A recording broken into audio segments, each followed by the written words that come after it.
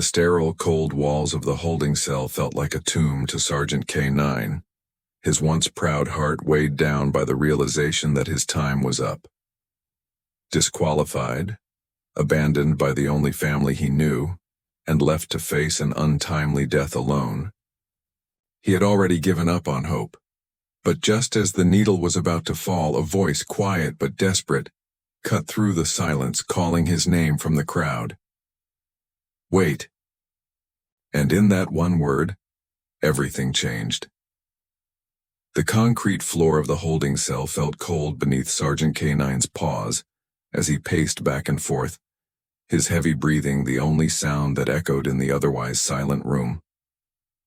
His once proud and muscular frame was now slumped in defeat. His coat, once sleek and shining with discipline, had grown matted and dull. His body bore the marks of years of hard work, scratches, scars, and the faint door of sweat from countless missions. But today there would be no mission. There would be no triumph. Today, Sergeant K9 would be put down. The decision had been made 3 weeks ago. He wasn't fast enough anymore. His sense of smell had dulled, and his agility had diminished. He was no longer fit for duty. The department couldn't afford a liability, not when lives were at stake. His handler, Officer Walker, had promised him that he would retire peacefully, but the department had other plans. A retirement in the kennels where dogs like him were left to live out their days in silence, unwanted, discarded. And now, the final blow.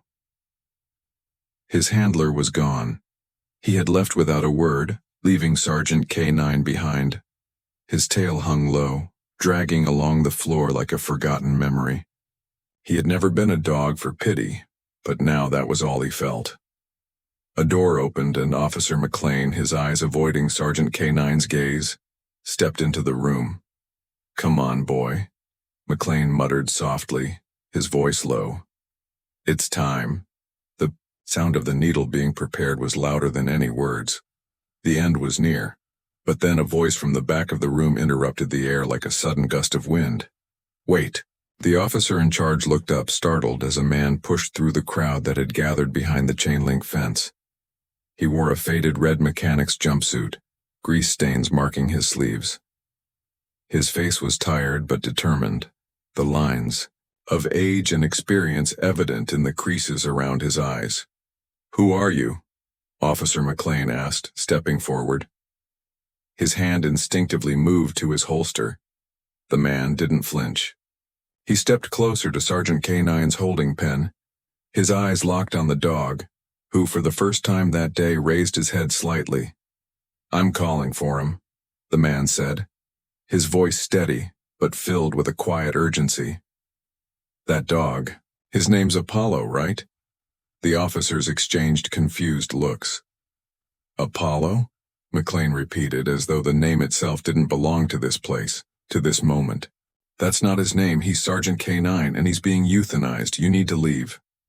But the man didn't back down. He slowly walked toward the pen, never once taking his eyes off the dog. "I've been watching him," the man said.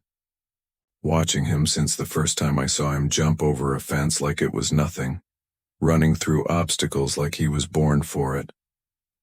The way he worked with his handler, you could see it.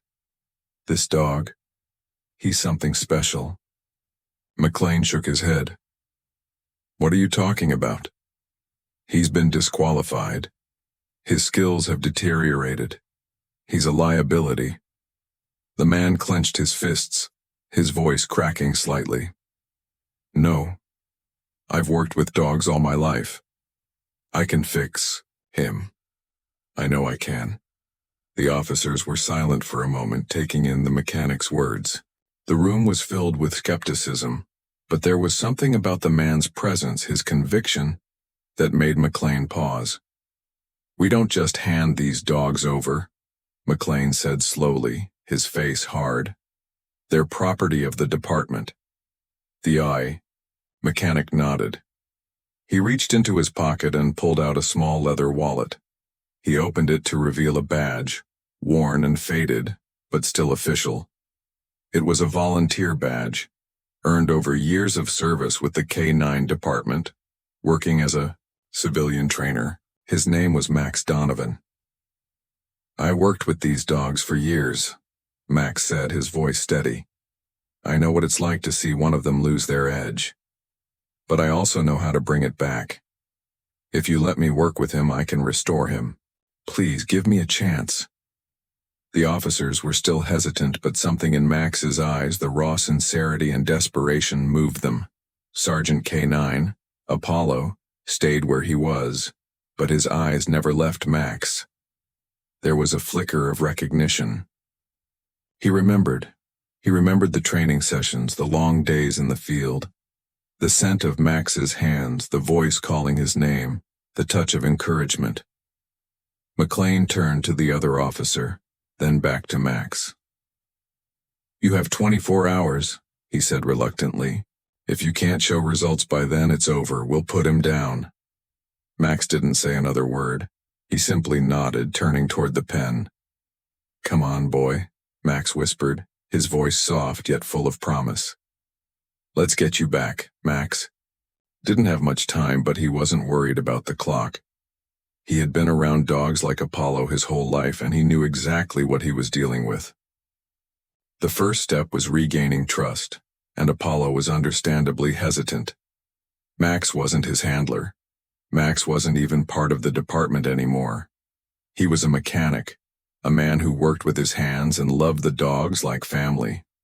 For hours, Max worked with Apollo in a makeshift training space in the back of the holding area.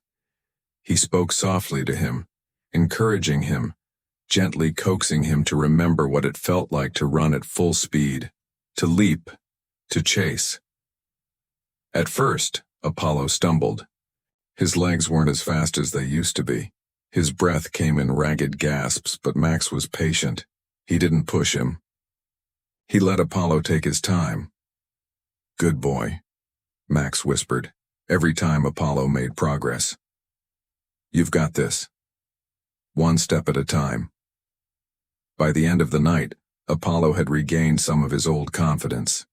He jumped over a small hurdle Max had set up, and although he wasn't as swift as before, the spark was there. Max knew he had made some progress, but he also knew it wasn't enough. The next morning, Max returned, determined. The clock was ticking. The officers were waiting for his results. But what Max didn't realize was that Apollo wasn't just healing physically. He was healing emotionally too.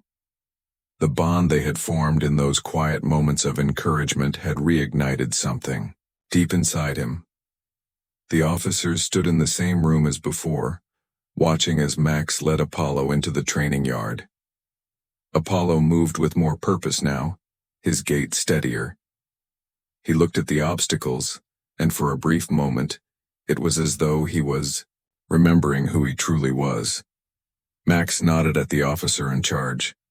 "He's not perfect," he said, his voice steady, "but he's ready." McLean and the other officer exchanged a look. They weren't convinced. "You're asking for a second chance," McLean said, his arms crossed. "And you're asking for us to believe in a dog that's been written off. You know the rules." Max swallowed. "I do. But sometimes the rules don't apply. Sometimes you have to see the potential in something or someone, even when everyone else has given up." Apollo barked once, a single sharp sound that echoed in the yard. "That's all I need to hear," Max said, turning toward the officers. "Give him a chance or you'll never know what he's capable of." For a long moment, McLean said nothing. Then, with a slow nod, he reached for his radio. "We'll give him a shot." Max's heart skipped a beat. Apollo's tail wagged. Once, twice. His eyes full of gratitude met Max's. The mechanic had called his name, and that call had given Apollo the chance to live again. This isn't just a story about a disqualified K-9. It's a story about second chances. About a life that was almost lost in the heart of a mechanic who refused to give up. Apollo's journey from being written off to finding redemption is a testament to the power of patience, love, and believing in the potential of those who've been cast aside. Now, Apollo's future is in your hands. Will you give him the second chance he deserves? Will you stand with Max and show the world that even when the odds are stacked against us, hope can still find a way to fight? Join us in this powerful journey. Place your bid, change a life. Because every dog deserves a second shot at being more than just a memory.